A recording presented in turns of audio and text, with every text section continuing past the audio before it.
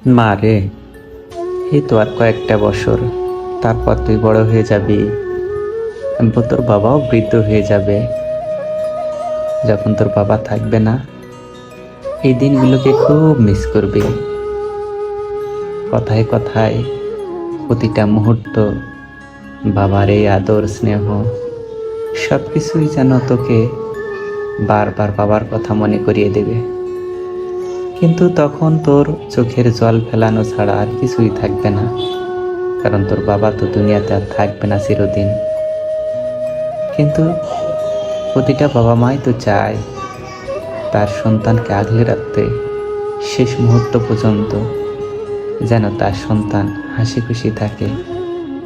আর প্রতিটা বাবার কি স্বপ্ন থাকে জানিস? তার মেয়েটাকে যেন একটা রাজপুতের সাথে বিয়ে দিয়ে যেতে পারে, যে রাজপুতটা তাকে সব সময় আদর স্নেহ ভালোবাসা দিয়ে আগলে রাখবে।